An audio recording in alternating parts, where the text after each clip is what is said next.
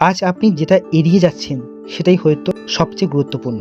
আমি অমিত অ্যাস্ট্রো। আজ ৯ মে ২০২৬। চলুন দেখে নিই।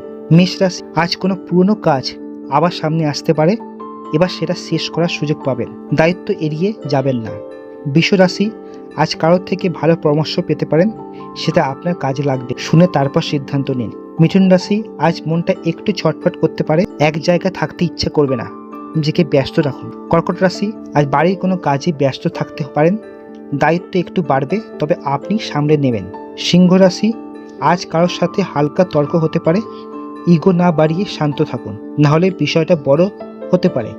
কন্যা রাশি, আজ নিজের কাজ নিজে চেক করুন, ছোট ভুল ধরা পড়তে পারে, ডিটেলে নজর দিন। তুলা রাশি, আজ কোনো পুরনো সম্পর্ক আবার যোগাযোগ করতে পারে, কিভাবে রেসপন্ড করবেন সেটা আপনার উপর, ভেবে সিদ্ধান্ত নিন।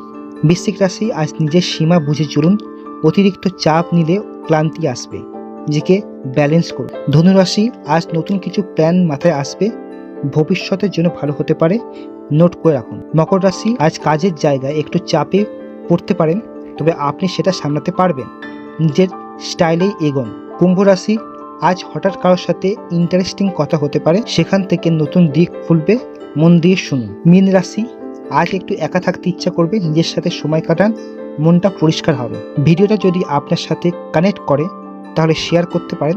আবার কাল নতুন আপডেট নিয়ে আসছি।